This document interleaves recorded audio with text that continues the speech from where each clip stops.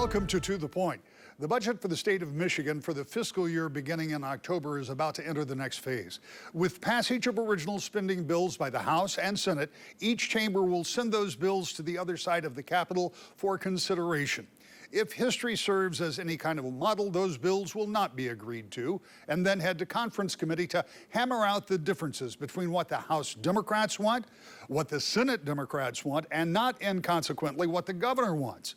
Republicans want some things too, but the math is not in their favor, with Democrats holding slim majorities, but majorities nonetheless in both chambers. The minority is largely sidelined, except for one pressure point they could apply, but it's not likely to be used. We'll talk about that at the end of this show with this week's guest, Republican appropriator and senator from the 32nd District that runs along the lakeshore from Muskegon to Benzie County, Senator John Bumstead.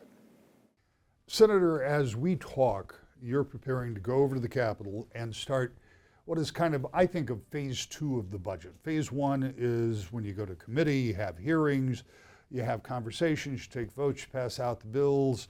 Earlier in the week, you, as a body, passed all of those bills to third reading, which is the final phase before you pass the budget bills. We'll talk about what happens after that in a minute, but give me your sense of this budget process. You've been doing this for a while now. So I've been involved since I've been in Lansing. That's since right. 2011. Yeah. So you get a good sense of how this process works.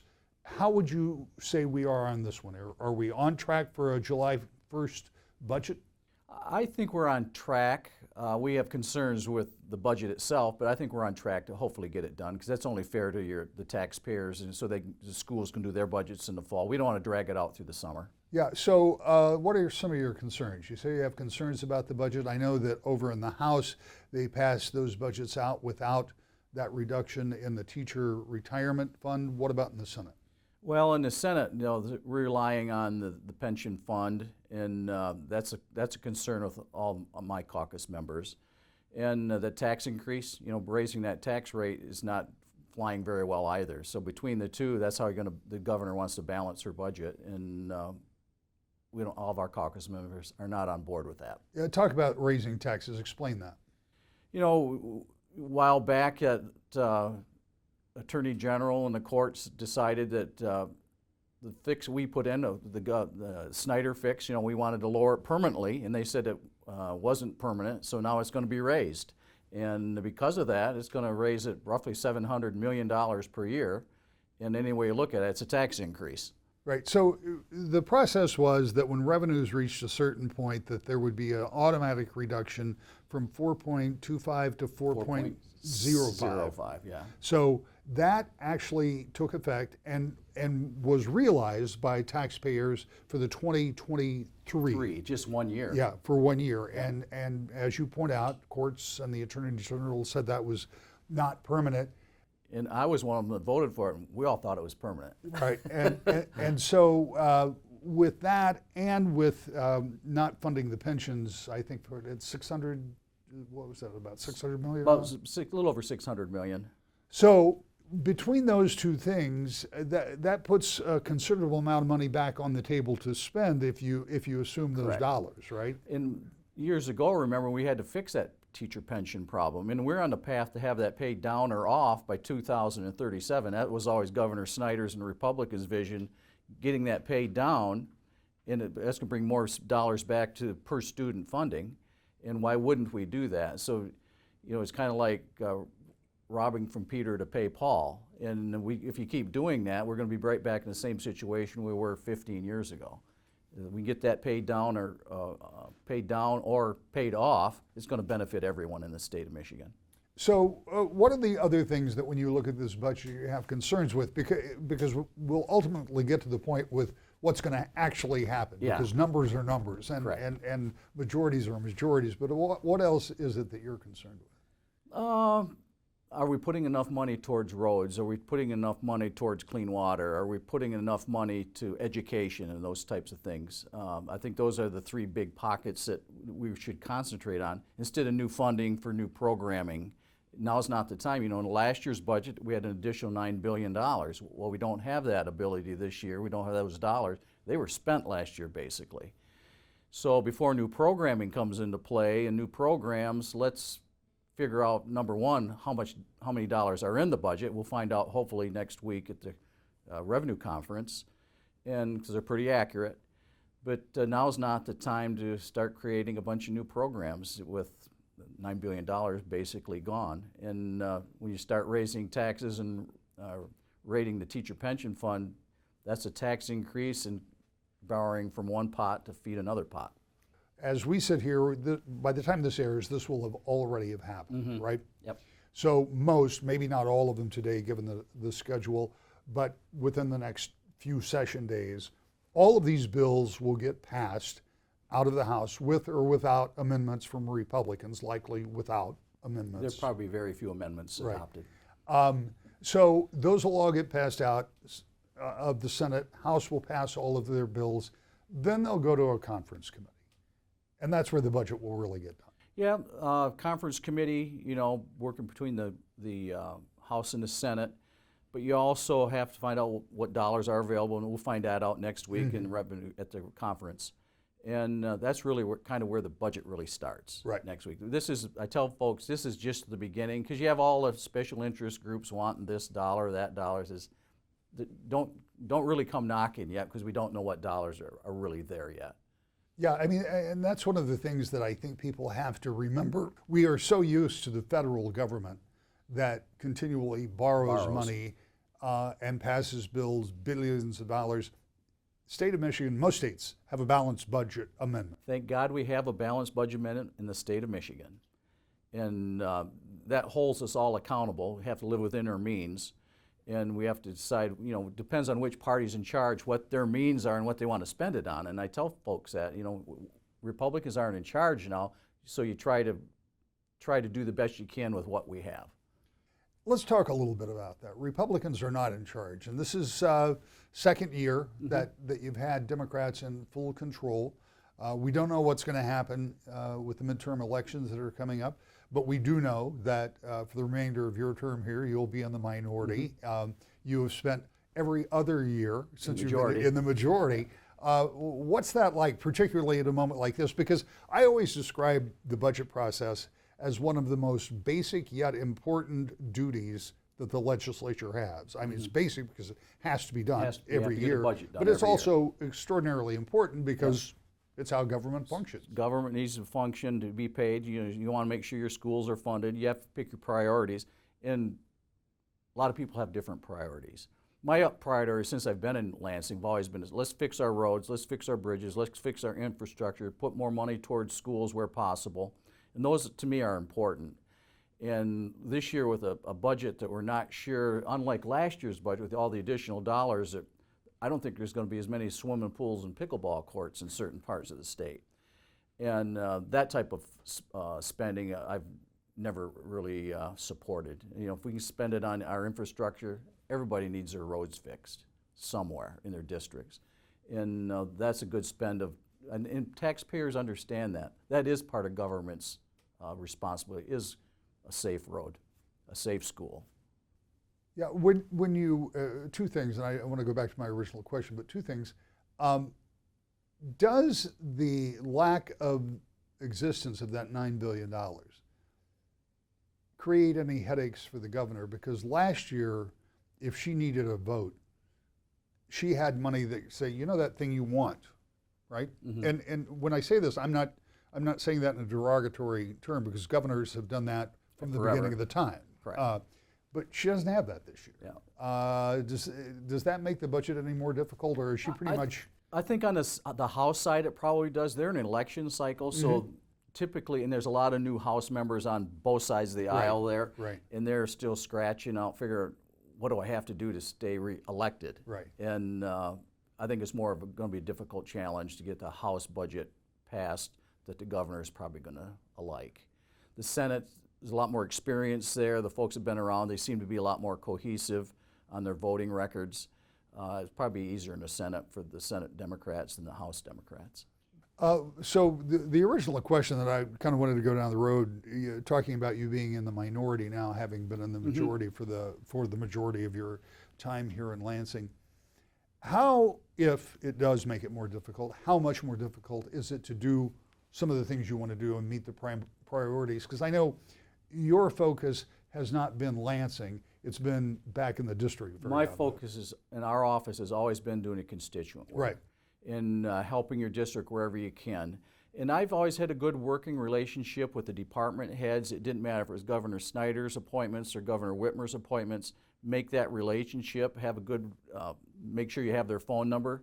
And when you have that relationship, it's a lot easier to get things done. Not necessarily even dollars. It can be just permitting with Eagle or DNR issues. If you have that relationship with them, it makes it a lot easier.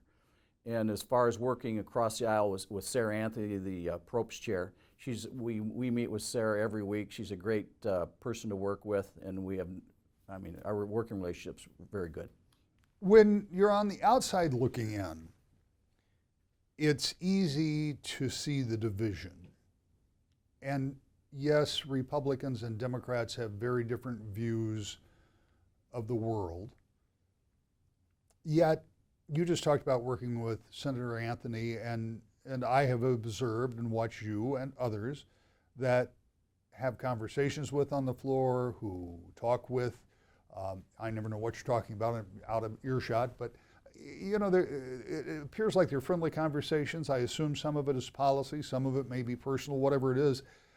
What is the reality versus the perception that we have completely, totally divided government and that the two sides don't tolerate each other? I think it depends on the legislator. I've always made it a point to come to Lansing. I don't like holding grudges and being mad all the time. Life's too short, and if I had to do that, I would never run for office. So we make it a point to agree on things and to help your district and work across the aisle where you can. I mean, you can disagree on policy issues or a tax increase or taking money away from the rainy day fund for the school retirements. But at the end of the day, you still need to get the work done for the people of Michigan. You still have to work for your district. But this is a wonderful job, but if I had to come here every day and be mad 24/7, I would not want to do this job. It's just not worth it. Do some people do that? Some people just come here with an axe to grind, and I just don't believe you can get much accomplished if you have an axe to grind 24/7. When we come back, there's more to being a senator than just working on budgets and other related issues in Lansing. In the case of Senator Bumstead, that includes helping support revitalization and growth in one lakeshore community that has seen a lot of that in the last few years. That's next. To the Point. Welcome back to the Point. For Senator John Bumstead, constituent work and being in the district are what he identifies as the reasons he wanted to hold office. We took a brief break from budget talk to highlight a few of those projects in his district. I'm going to shift gears a little bit, and I want to talk about what we led up to. I was in Muskegon a couple of weeks ago, and I hearken back to that time that I got a series of emails, coordinating emails from some of the folks doing some really good stuff in Muskegon. And I had made a comment on one of my shows. I said, you know, why is it that Grand Haven, for example, was flourishing at that moment, and Muskegon really didn't seem to have caught up? And they pointed out, and very kindly, that maybe I should come to Muskegon and take a look around because some things are happening up there. And I did, and they are. And you're part of that, and I know your Democratic counterpart over in the House, Terry Sabo previously, and now Representative Snyder, are also very interested in working on some of those issues. Tell me about some of the things that have gone on with the port and the housing. I mean, there really are some things moving. A lot of good things happening in Muskegon in the last 10 or 15 years. And I think it all started with a lot of business owners, very active chamber there. And it really started with the chamber, working with the city, working with the business owners and investors. And what you see, if you drive along Lakeshore now, you'd see a lot of cranes, a lot of construction workers, and it's all good. I mean, you have Harbor 31, our office was involved with that a few years back, and they're in the process of phase 1's about done. They're going to enter phase 2 soon. Some housing development there, some senior housing, which is very well needed in Muskegon, great location. You have Adelaide Point, the Leechsma property there. There's 200 workers there every day doing condos, restaurants, commercial, building a new marina. And this is right on the lakeshore. Right on the lakeshore. It's one of the old foundry sites down there, just past. It's on Western Avenue, right on the end of Western Avenue there. In fact, I think the marina is going to be up and running here shortly. It might be running now. Wow. And great project. The Sappy property, the old paper mill property, that's in the process of some new ownership there, and it sounds like they want to do housing there.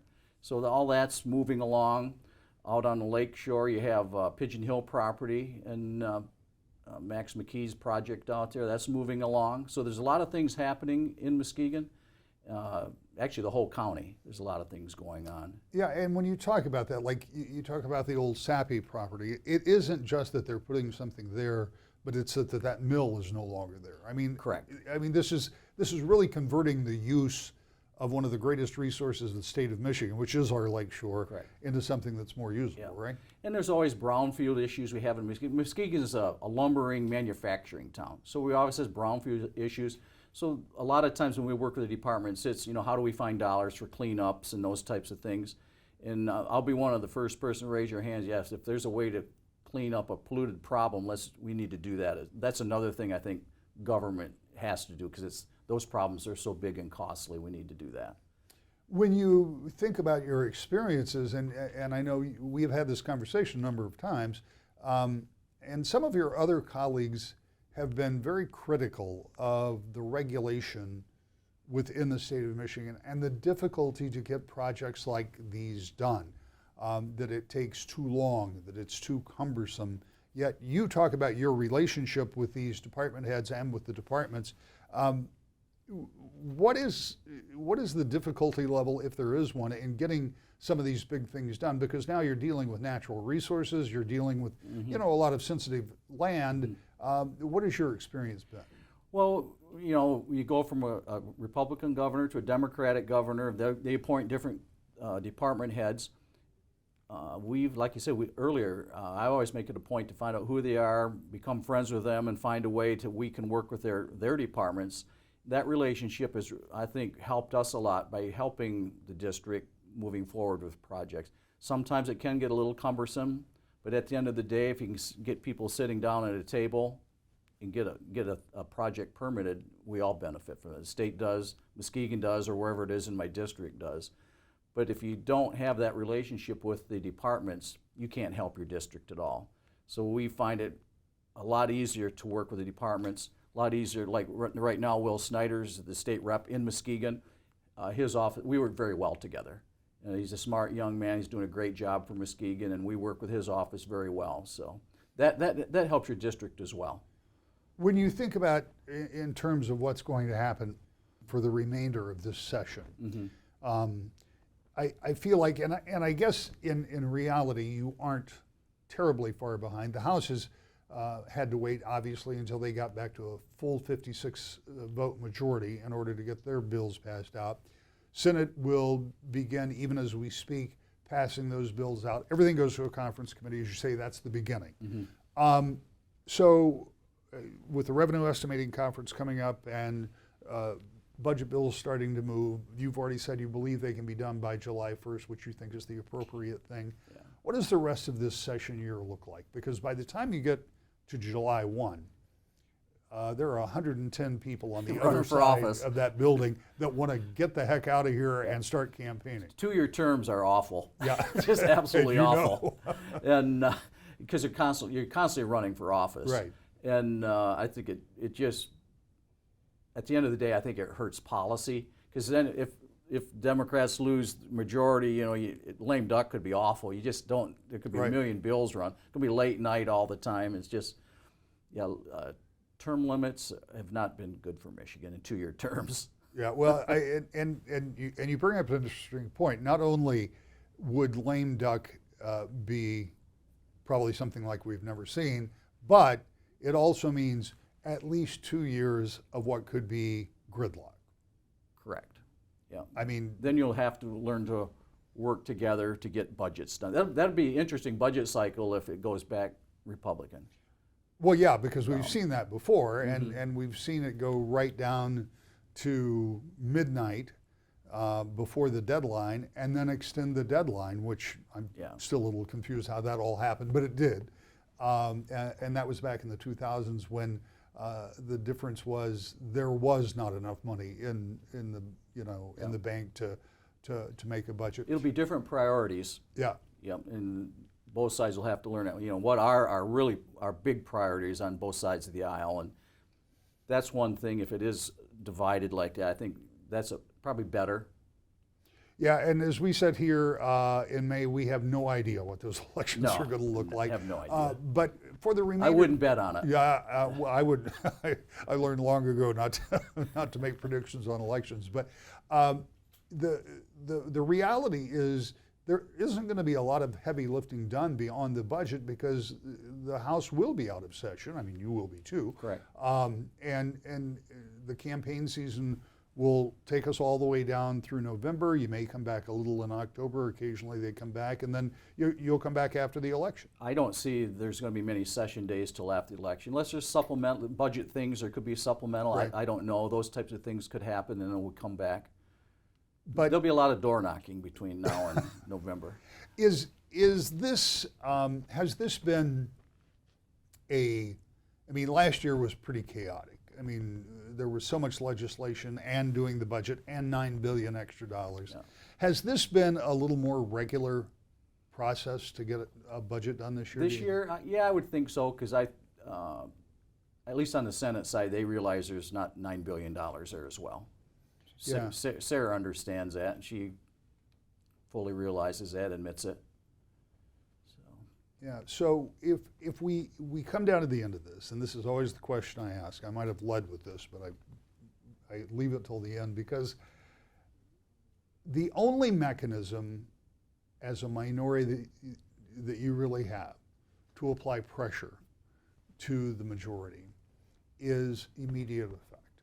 And the nature of the rule is that immediate effect when it comes to budget bills is something that the other party doesn't generally want to interfere with. So unless or until there was something so objectionable within what will be a Democratic budget, is it likely that Republicans, as they did last year, will give enough votes for immediate effect? Well, we'll see what's in the final budget. Then we'll have a sit down with our members and leadership and decide, what are our handful of priorities, and if we can get those accomplished. If we can, it's probably a budget we can agree to. And that is the likely outcome. Let's hope. I think that benefits the whole state if there's a common ground we can find. When the budgets finally pass and the governor signs them, they'll likely total somewhere near $81 billion, with school aid spending reaching near $20 billion. As a dollar amount, it will rival the largest budget in the state's history, the current budget, which topped out at over $81 billion. Still, there'll be arguments and compromise, and in the end, the budgets will be in place when the clock strikes midnight, September 30th. What is last year is just what this process might look like next year, as Senator Bumstead and I talked about during the show.